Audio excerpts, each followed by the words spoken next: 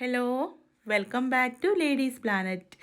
ഇന്ന് നമ്മൾ ചെയ്യുന്നത് അരിപ്പൊടി കൊണ്ട് വളരെ എളുപ്പത്തിൽ പെട്ടെന്ന് ഉണ്ടാക്കിയെടുക്കാൻ പറ്റുന്ന ടേസ്റ്റി ആയിട്ടുള്ളൊരു ഡ്രിങ്കാണ് കേട്ടോ. നമുക്ക് എങ്ങനെയാണ് ഇത് ഉണ്ടാക്കുന്നതെന്നുള്ളത് നോക്കാം. വീഡിയോയിലേക്ക് പോകുന്നതിൻ്റെ മുൻപായിട്ട് എല്ലാവർക്കും ഹാപ്പി ന്യൂ ഇയർ, നല്ലൊരു വർഷം തന്നെ ആവട്ടെ എന്ന് ആശംസിക്കുകയാണ് കേട്ടോ.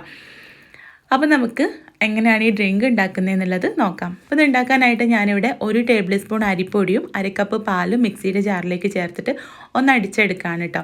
എന്നിട്ട് ഇതൊരു പാനിലേക്ക് ചേർത്തിട്ട് നമുക്ക് ഈ അരിപ്പൊടി ഒന്ന് കുക്ക് ചെയ്തെടുക്കണം. അപ്പോൾ അതിന് വേണ്ടിയിട്ട് ചെറിയ തീയിൽ വെച്ചിട്ട് നമുക്കിത് നല്ല പോലെ ഒന്ന് ഇളക്കിയെടുക്കാം.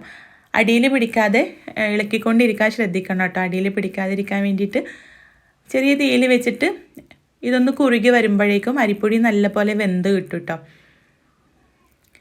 അരിപ്പൊടി നല്ല പോലെ ഒന്ന് വെന്ത് വന്നു കഴിഞ്ഞാൽ ഫ്ലെയിം ഓഫ് ചെയ്യുക. എന്നിട്ടിത് നല്ല പോലെ തണുക്കണം കേട്ടോ. തണുത്തതിന് ശേഷം നമുക്കിത് മിക്സിയുടെ ജാറിലേക്ക് ചേർക്കാം. അതിന് മുൻപായിട്ട് ഇതിലേക്ക് 1/2 ടീസ്പൂൺ കസ്കസ് ഒന്ന് കുതിർത്ത് വെക്കുകയാണ് കേട്ടോ. ഡ്രിങ്ക് റെഡി ആകുമ്പോഴേക്കും കസ്കസ് നല്ല പോലെ വീർത്ത് വരും.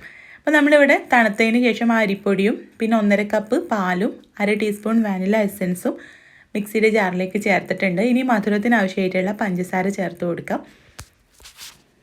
പഞ്ചസാരയ്ക്ക് പകരം കണ്ടൻസ്ഡ് മിൽക്കും ചേർക്കാം കേട്ടോ. എന്നിട്ട് ഇതെല്ലാം കൂടി നല്ല പോലെ ഒന്ന് അടിച്ചെടുത്താൽ നമ്മുടെ ഈ ഒരു ഡ്രിങ്ക് റെഡി. അപ്പോൾ ഇത്രയേ ഉള്ളൂ. നിങ്ങളൊന്ന് ട്രൈ ചെയ്ത് നോക്കണം കേട്ടോ. ഇതിലേക്ക് നമ്മളിവിടെ കുതിർത്ത് വെച്ചിട്ടുള്ള കസ്കസും കൂടെ ചേർത്തിളക്കുക. ഇതിൻ്റെ കൂട്ടത്തിൽ ഫ്രൂട്ട്സും നട്ട്സൊക്കെ ആഡ് ചെയ്യാം കേട്ടോ. അതൊക്കെ നമ്മുടെ ഓരോരുത്തരുടെ ഇഷ്ടത്തിനനുസരിച്ചിട്ട് അങ്ങോട്ടും ഇങ്ങോട്ടൊക്കെ വ്യത്യാസപ്പെടുത്താം.